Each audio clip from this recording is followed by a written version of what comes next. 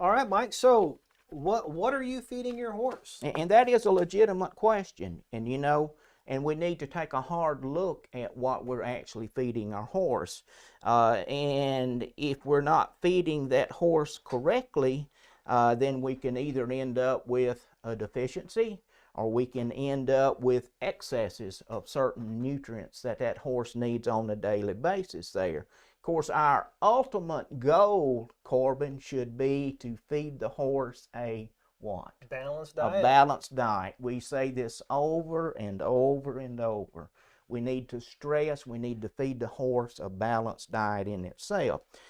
Now, when we talk about a balanced diet, there's 5 components to a balanced diet itself. The first one is protein.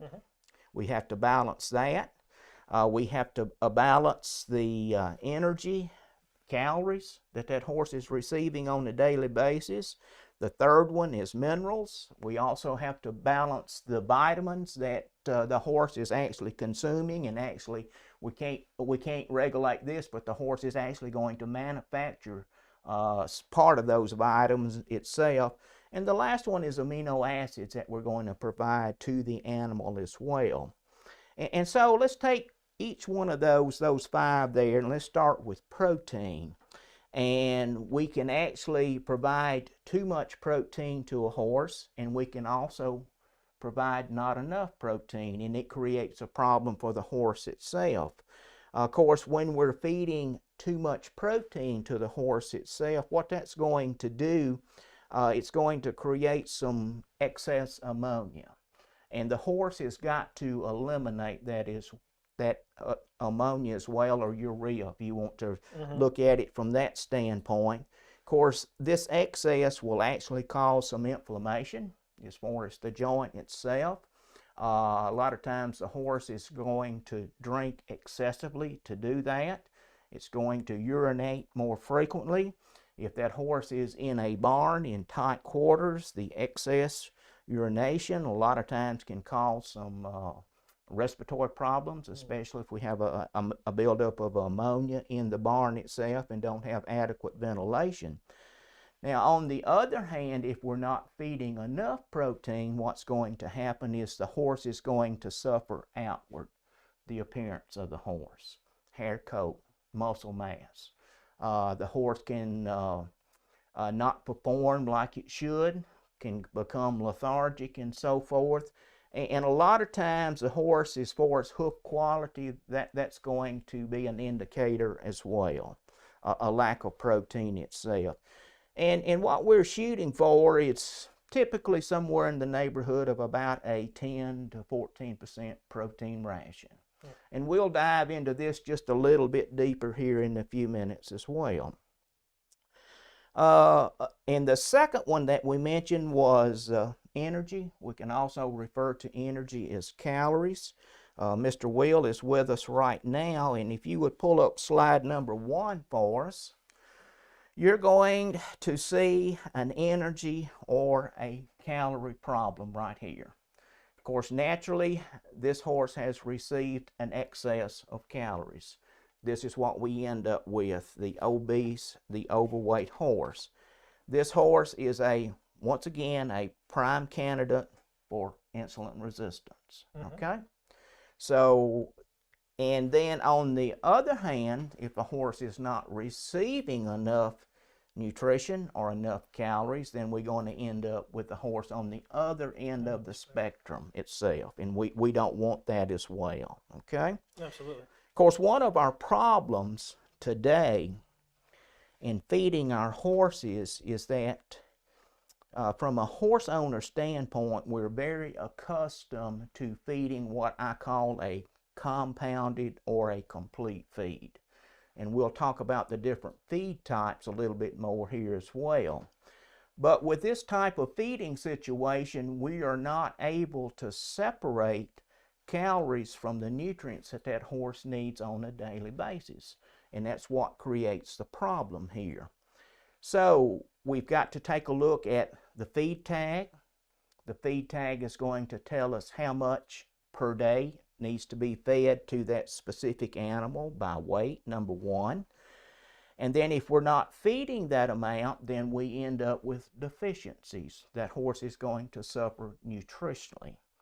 But a lot of times if we do feed the recommended amount, the horse is going to want to gain too much weight and end up looking like this particular horse here that's extremely overweight.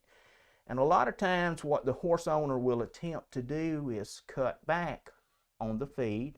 And yes, you have cut back on the calories, but you've also cut back on the needed nutrients that horse needs daily. So the horse is going to actually suffer at that point in time.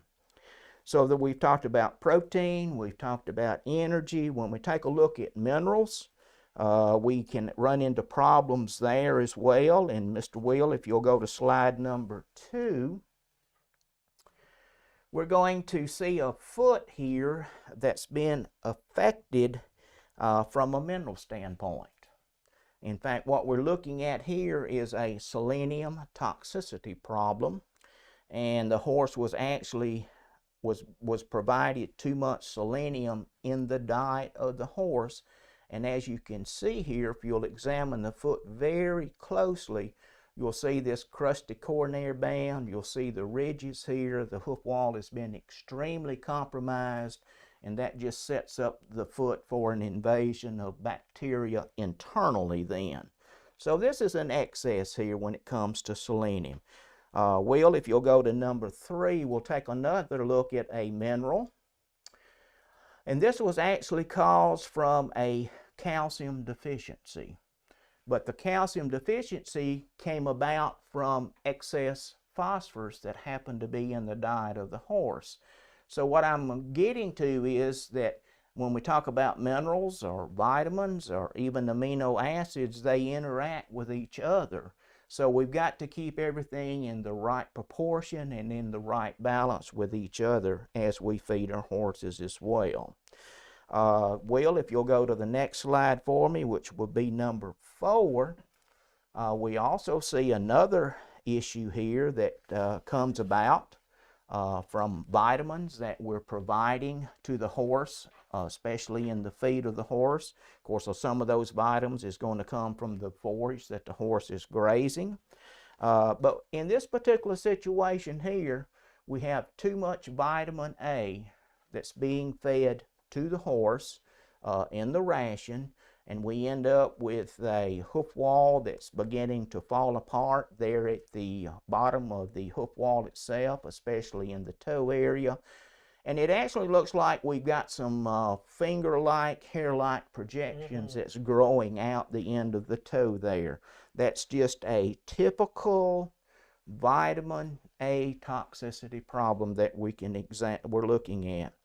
And the thing about vitamin A, if we had a severe deficiency, we would have the same clinical signs. But 9 times out of 10, it's going to be a toxicity problem and not a deficiency problem when it comes to vitamin A.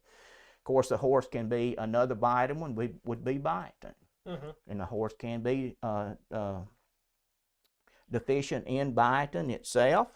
And if we actually have a true biotin deficiency, then that outer hoof wall is going to look like an onion that's going to want to peel off in hard layers. If you've ever cut into an onion, you know how it just unwraps or undoes. Well, the hoof wall will do the same thing in a situation like that. And then the last thing that we've got to balance is the amino acids. And if we have an excess, such as with methionine, then that creates a major hoof problem as well. In fact, that excess methionine will give us clinical signs of white line disease, where we actually have wall separation, but it's all coming about from the excess methionine. And of course, another thing when we talk about amino acids themselves, there's one that's very critical, and that's lysine. And lysine needs to be included in the diet of every horse, because lysine is an amino acid that's in short supply when it comes to a lot of our forage that the horse is grazing. It's also going to be on the short end as far as any grains that we would feed the horse as well.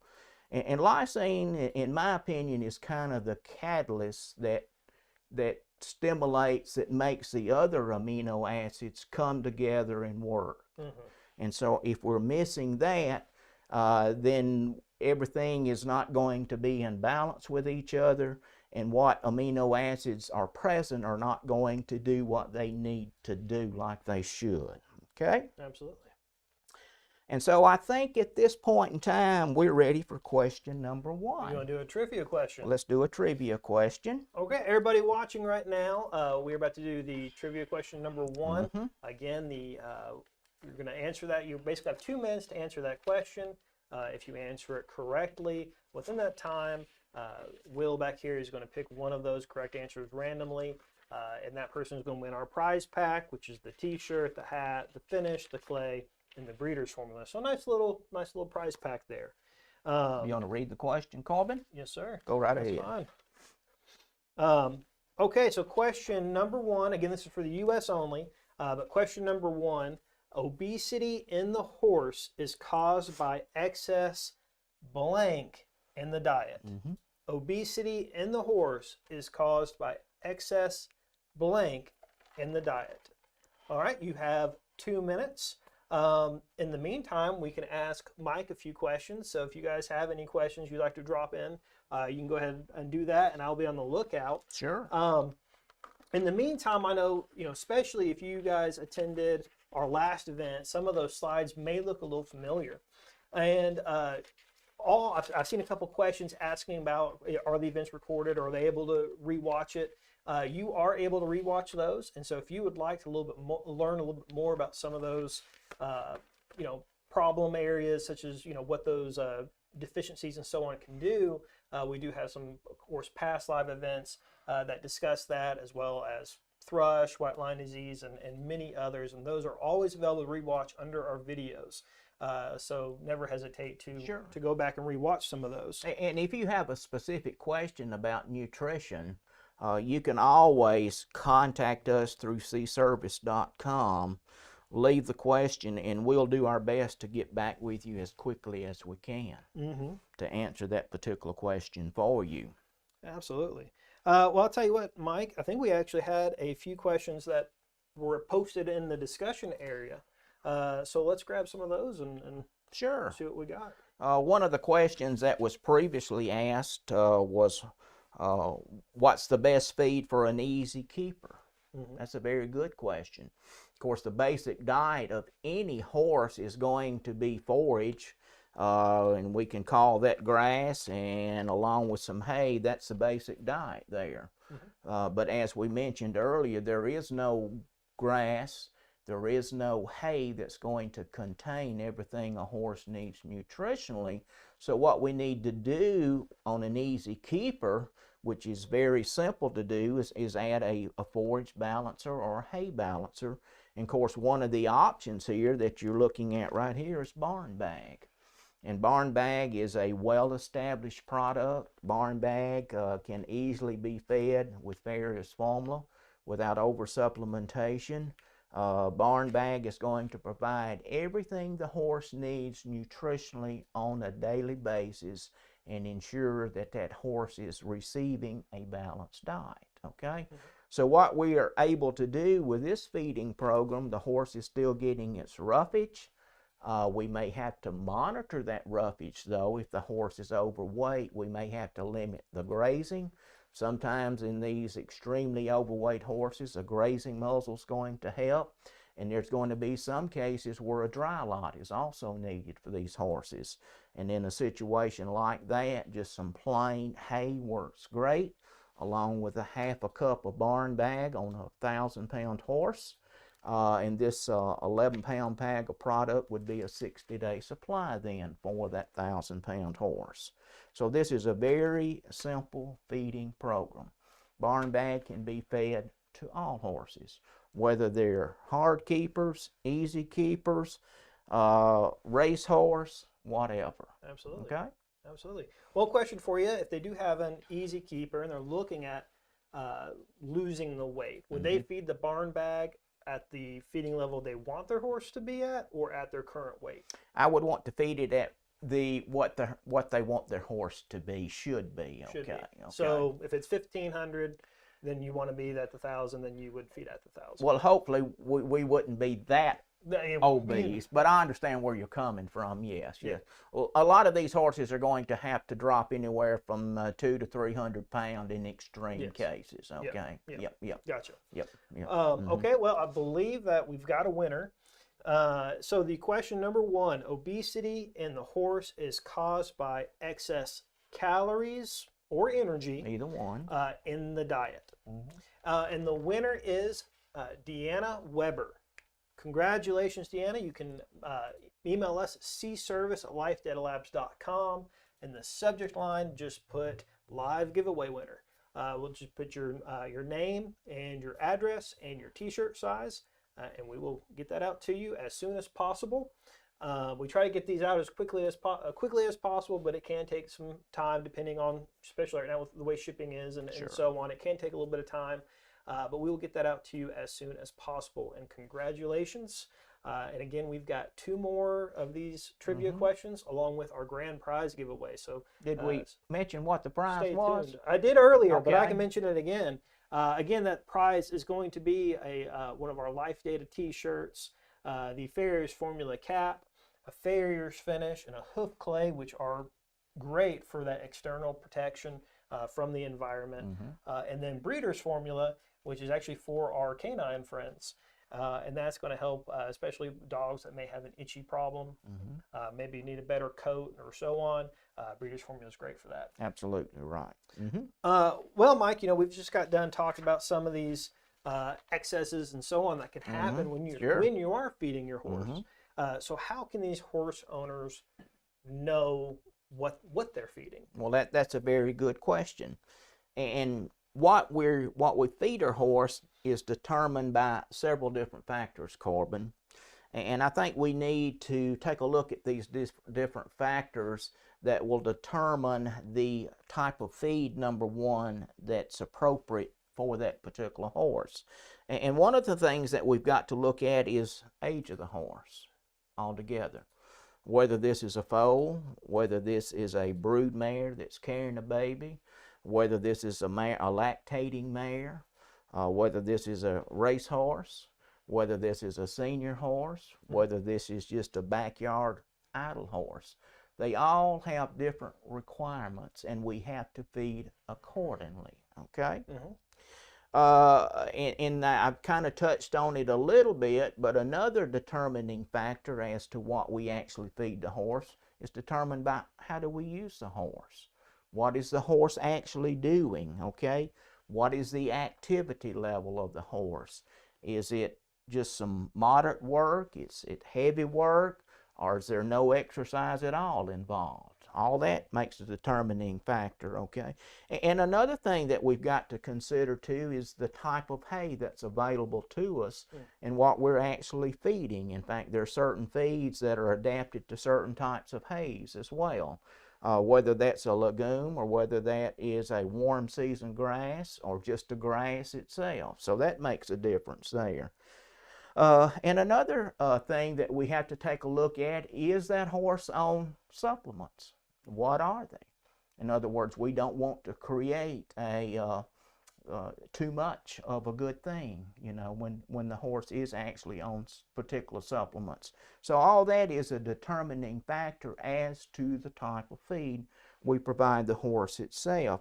And when we take a look at your commercial feed types, most of the time they're kind of grouped into 4 different areas, and let me mention those quickly. The first one is what we called a textured concentrate. Essentially what that is, in layman's term, it's a sweet feed. Basically, it's a mixture of certain grains. Being a sweet feed, it's going to have the molasses that's going to be added to that, okay? And sometimes it can have a vitamin mix, a mineral mix included in that. But that's what we call a textured concentrate. The second one is what we called a processed concentrate, and a lot of you are familiar with that one. That's going to be your pelleted feed, which is, and also an extruded feed. And there's a little difference in the two. One's going to be pelleted. Of course, the extruded is going to be manufactured under pressure, and it will take on a little bit different look. The third one is what we call a complete feed itself. And basically a complete feed can be a combination of either of the two that's been mentioned, but what they have in addition added to that will be a forage. So you have your fiber, you have the forage, and then you either have the grain, the minerals, and vitamins all in this particular feed there. And a complete feed where you have the forage added to it is a good feed to feed where you have, say, some poor forage, poor hay quality that you've got to deal with, and that will add to that and enhance that particular feeding program there. But as I mentioned earlier, the problem with these is that we're not able to separate calories that's in all of these feeds from the nutrients that a horse needs daily. And that's what causes our problem sometimes, as far as trying to maintain a balanced diet.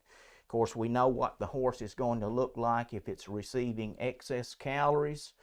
We know what the horse is going to end up like if we have deficiencies in certain minerals, certain vitamins, and certain amino acids. The horse is going to suffer. And one of the first areas that's going to suffer is going to be the foot of the horse, naturally, okay? And then the last group is supplements. And there is a list of different supplements today that's a mile long. In fact, there's a supplement for whatever you can name. Absolutely. Okay? Yep. And the problem with that is that a lot of times we go overboard. We create a toxicity problem. We create excesses, and the horse has to deal with that. And a lot of times the horse can't deal with that, and the horse is going to find some means of trying to eliminate the excesses if possible, and then we end up with this unbalanced diet then. And the horse is going to suffer at that point. Okay?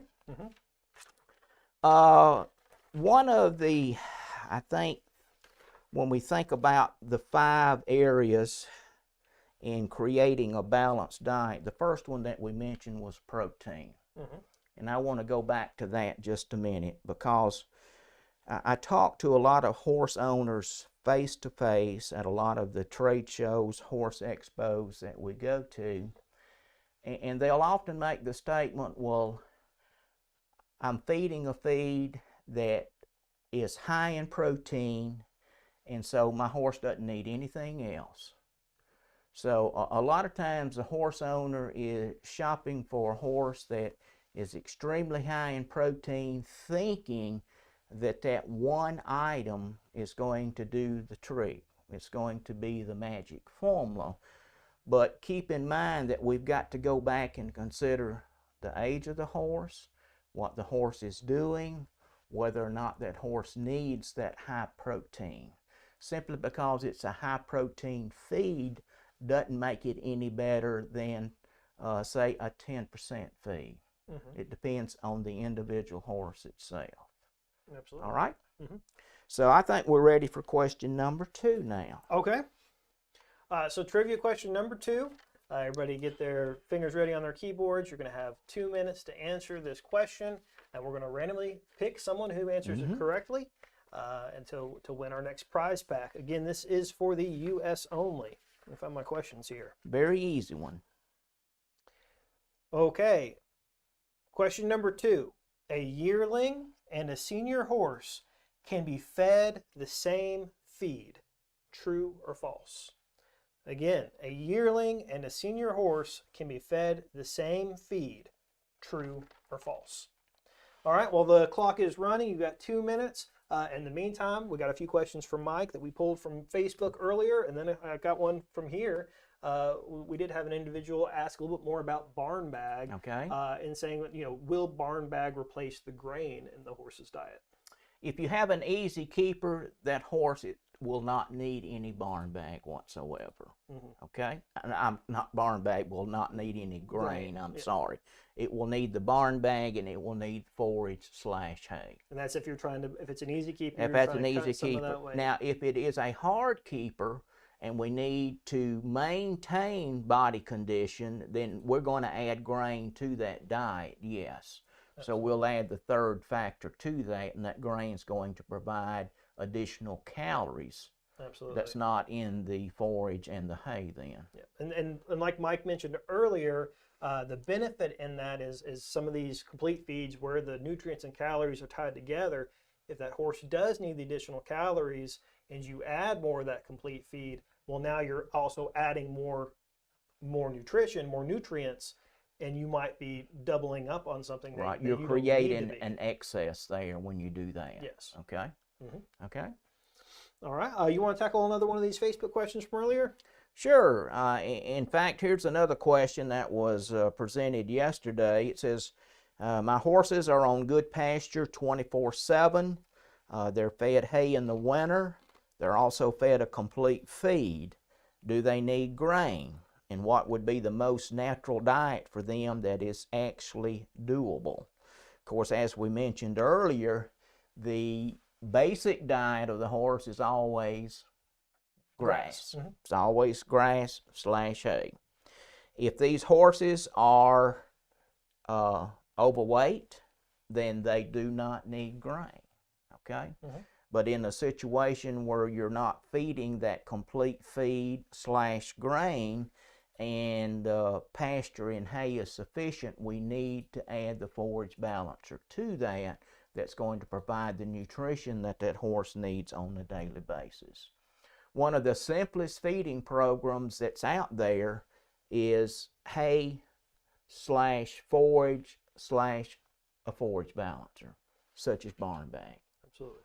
And then if the horse needs grain or calories, then we add that to the diet.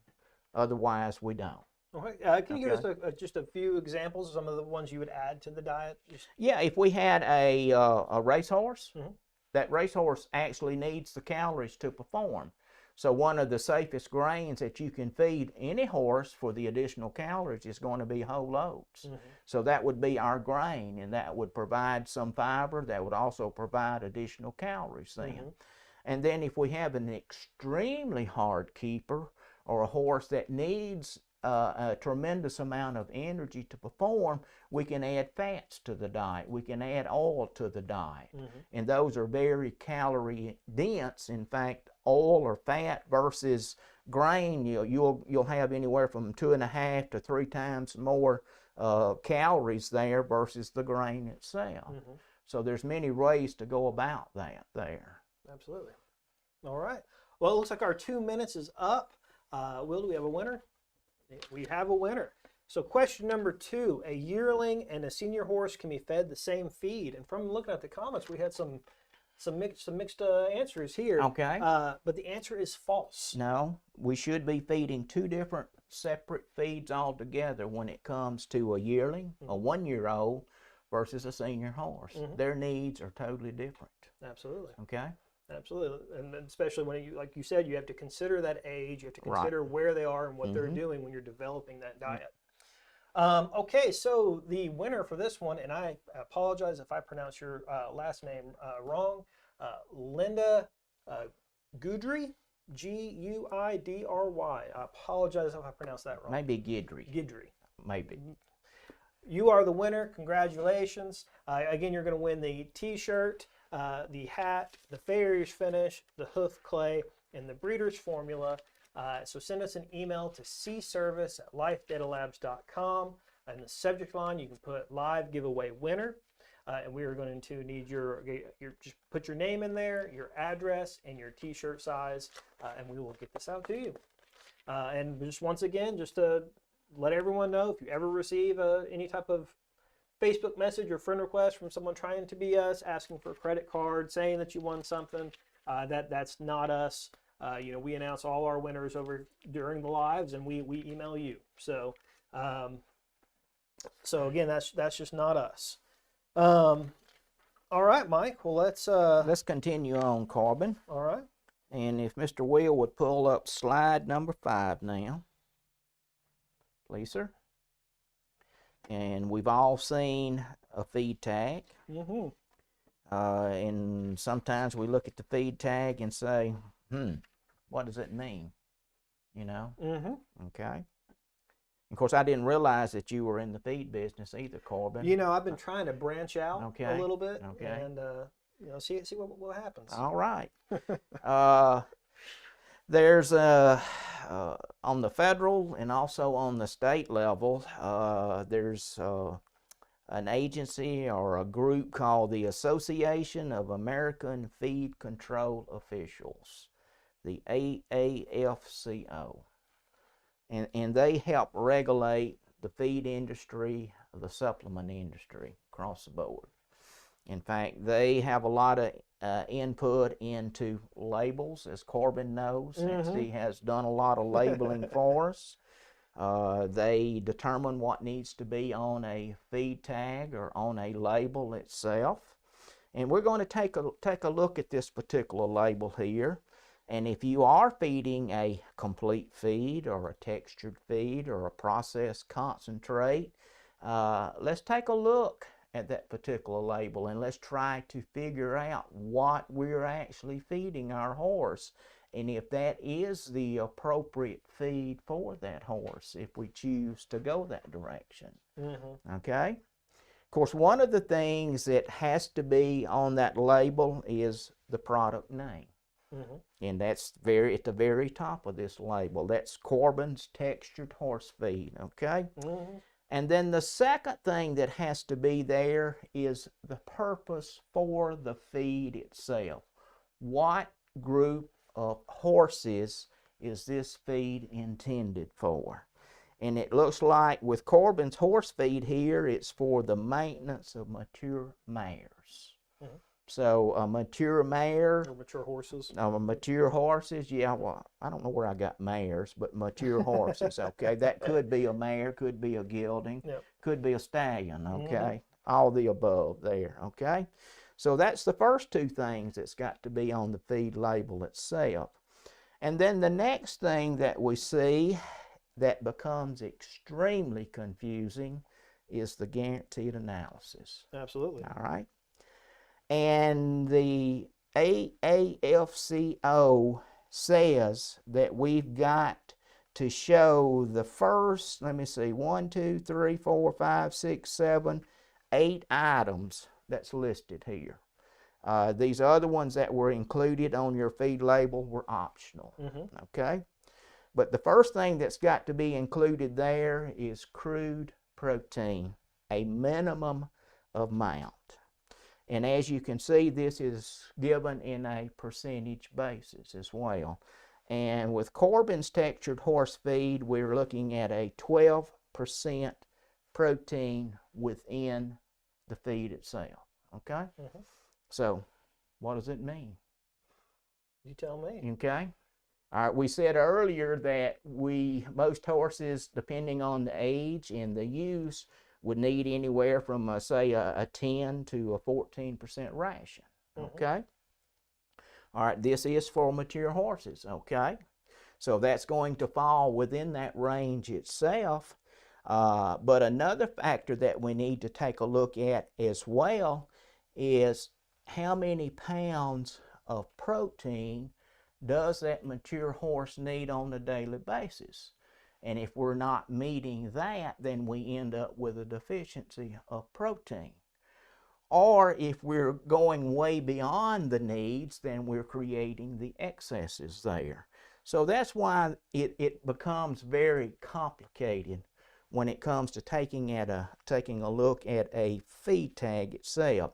Now, if we wanted to figure out how much crude protein is going to come out of this particular ration at 12%, then one of the things that we've got to do, which is another item that must be included on the label, is the feeding directions.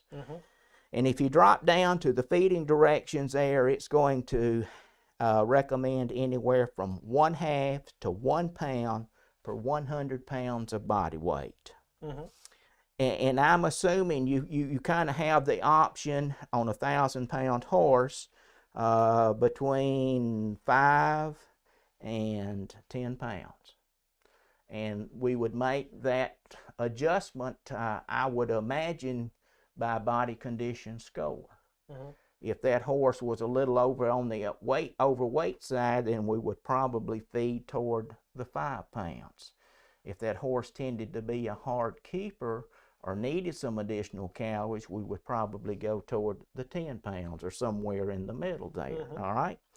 So for us to determine exactly the total protein that we're feeding on a daily basis, then what we would do after we've determined how many pounds per day of feed that we're going to feed, let's say that it's 10 pounds, we would take the 12%, we would move the decimal point 2 places forward, making it 0.12. We would multiply that by 10, the 10 pounds that we're feeding, and that would give us the actual pounds of protein that we're feeding on a daily basis. Mm-hmm. And typically, most horses, just across the board on the average, needs anywhere from 1.5 to 3 pounds of protein on a daily basis. Now, if you want to get real complicated, we could convert all that to grams on a daily basis if we wanted to do that as well. Of course, we're still talking about the guaranteed analysis there. Of course, crude fat is one of those. It's got to be shown in a minimum. With Corbin's feed, we're looking at 3% there. The crude fiber, as far as the maximum percent, has got to be listed. And this one is a fairly high feed as far as the fiber at 12%. In fact, crude fiber can run anywhere from about 7 to 25% in some of these rations there. If I back up to crude fat, a lot of these rations will have anywhere from 3 to 15%. And of course, the more fat that you have in a ration, the more calorie dense it's going to be. Mm-hmm. Okay? And so if we had a 15% fat amount in a feed, then that's going to be extremely calorie dense, high in calories itself, if that makes sense. And then as we quickly go down the list, I don't want to belabor the point here. Calcium has got to be listed, the maximum amount. Phosphorus, the minimum amount. Then we get into some of our trace minerals such as copper, zinc, and selenium. Those amounts have got to be listed as well. And as you see, the first 1, 2, 3, 4, 5 are percentages. Then we get into parts per million. And then there's some vitamins that's listed here, and these are international units per pound there. And then the last one is another vitamin that's listed, and that's which is biotin, and that was 0.45 milligrams per pound there. So if we want to know how much biotin we're feeding on a daily basis, that's pretty simple to do there. We take the pounds that we're feeding daily and multiply that by 0.45, and that'll give us the milligrams of biotin on a daily basis. As far as the vitamins itself, it's very simple to figure on those. If you were feeding, this has 2,000 units of vitamin A in it. If you were feeding 10 pounds, we'd say 10 times 2,000, and that would be 20,000 units per day of vitamin A. So that gives us an indication of what we're feeding daily when it comes to that itself. Now, the next thing that must be included on a feed label right below the guaranteed analysis is the ingredient statement. And that's everything that's in this particular feed, Corbin's feed here. Okay? Mm-hmm. Now, the first thing that is listed will be the greatest amount in that ration. Mm-hmm. The last thing that's listed will be the least amount. So it's ranked in order from the greatest to the least there. And the first thing that's mentioned is grain products. So what does that mean? We don't know. No. Okay? So the feed manufacturer has the option to list these in a collective way or in an individual way. And with Corbin's ration, Corbin selected to do this in a collective way. So when we say grain products, then we might be talking about barley, we might be talking about corn, oats, wheat, rye, rice, whatever, okay? But Corbin has the option to make adjustments depending on the price of these ingredients. And I often refer to this ration as what we call a least cost type ration. All right? But when you make an adjustment or the manufacturer makes adjustment, they've still got to ensure the guaranteed analysis there in doing that, okay?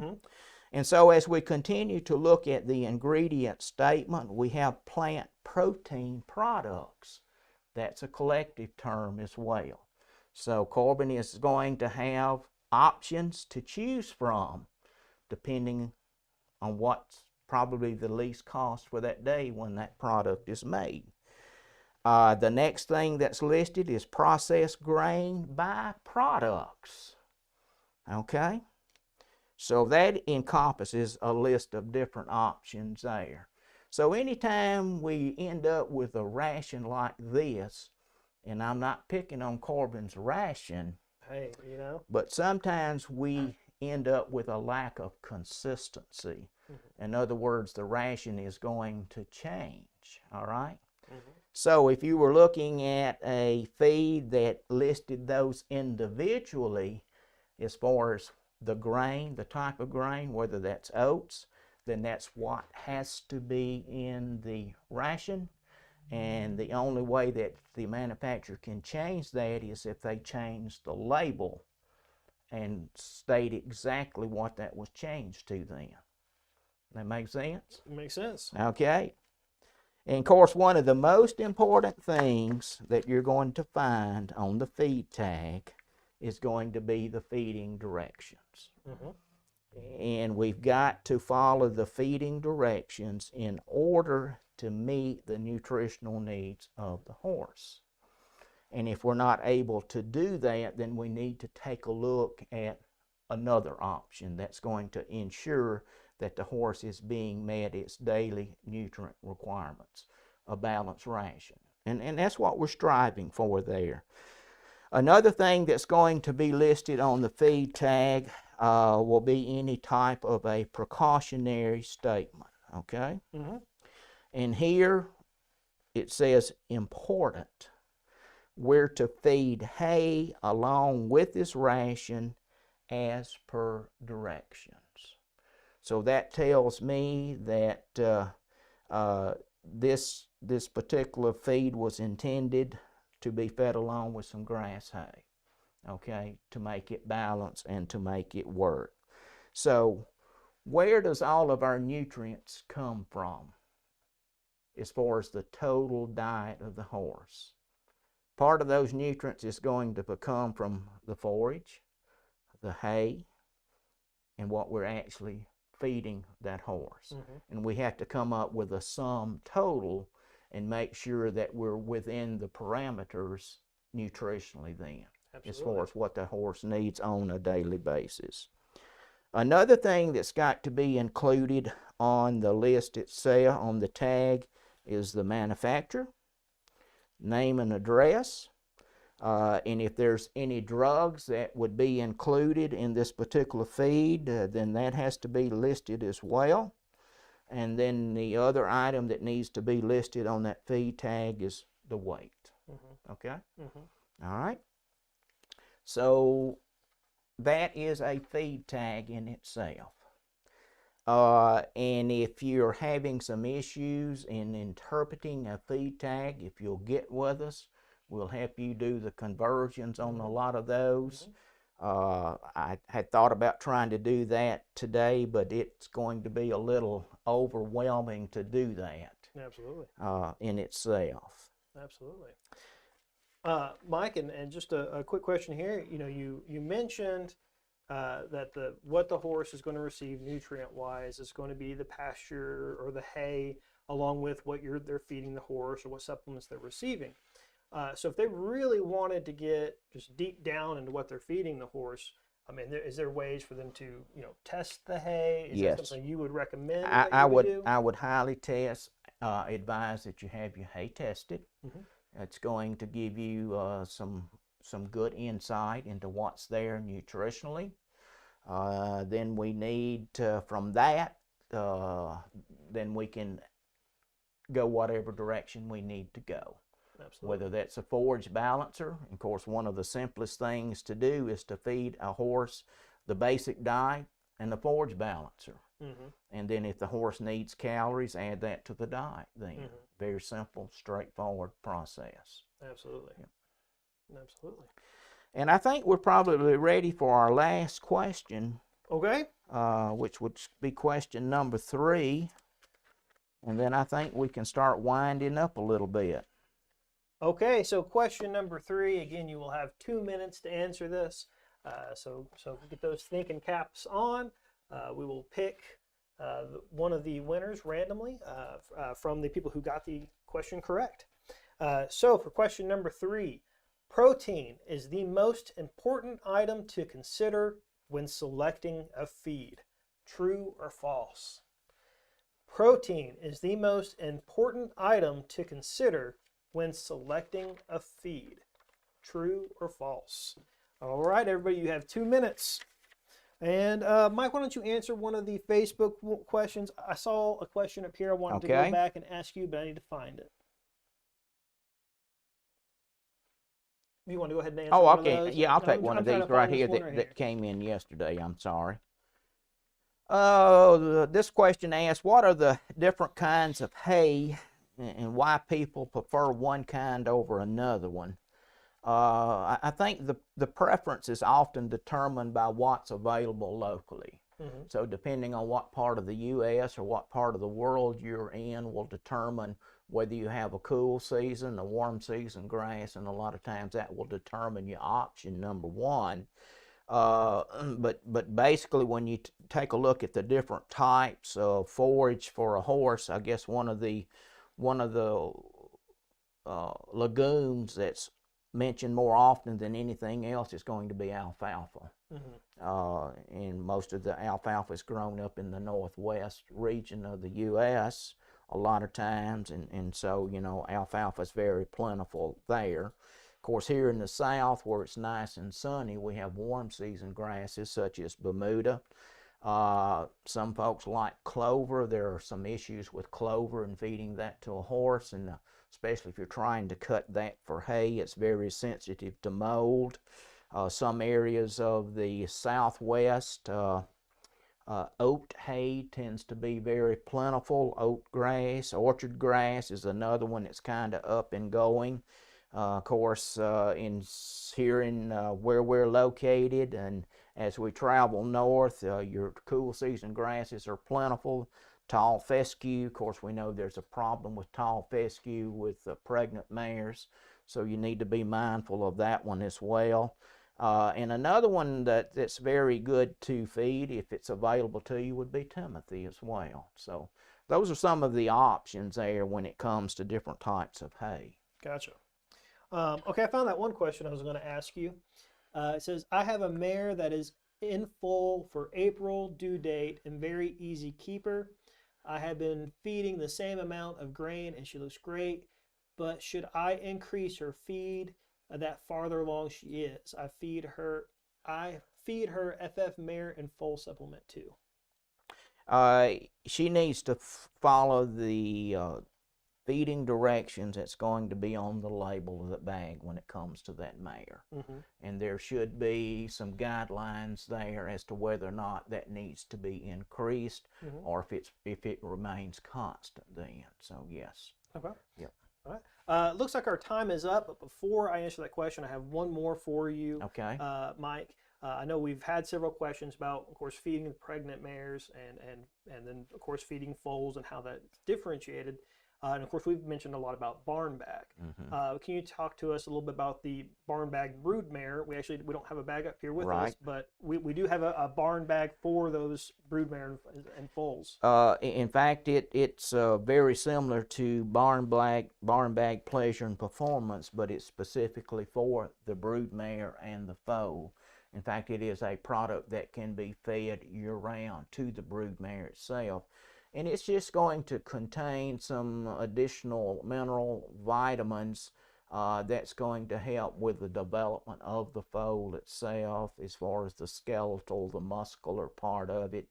It's a very good product that you can keep that broodmare on year-round. And then soon as that foal gets big enough to start nibbling and eating a little bit, it's safe for the foal to start consuming as well at that point in time. Absolutely. And then when would you move the foal from broodmare onto the pleasure and the performance horse? Probably somewhere in the neighborhood of at least a yearling, a year, something like that there. Okay. Yeah. All right. All right. So our 2 minutes are up. We have a winner. The question, number 3, protein is the most important item to consider when selecting a feed, and that is false. It is not the most important. No, there's many other things that we need to take into consideration. Yeah. Absolutely. And the winner for that question is Michelle Miller. Michelle Miller, congratulations. Email cservice@lifedatalabs.com. And you can, in the subject line, put live winner. We will need your name, your address, and your t-shirt size. And again, you're going to win the Life Data t-shirt, the hat, finish, clay, and the breeder's formula. And then on top of that, of course, we still have our grand prize giveaway. Right. And they need to know how to do that. Absolutely. Absolutely. Anything else you want to add into the presentation before I start on the grand prize giveaway? I would say if you have a nutrition problem, or if you need some assistance in deciphering a feed tag or whatever, if you'll get with us firsthand, we'll be more than glad to assist you and help you with that, to make sure that what you are feeding is appropriate for your particular horse. Absolutely. And what that horse is doing. Absolutely. Feeding the horse can be complicated. It can be very in-depth. And I know what we covered today doesn't necessarily cover everything. So if you do have a question, please feel free to give us a call here. We've got Dr. Gravely here on staff, and of course Mike here, where they can really dive in and help you a little bit more on those questions that you might have regarding feeding your horse. Of course, this presentation is really just to help get you started in thinking about how am I feeding that horse, and how can I improve the way I'm feeding it. So again, our recommended, feeding program for that horse is going to be hay, which is natural diet, and then barn bag, which is the forage balancer.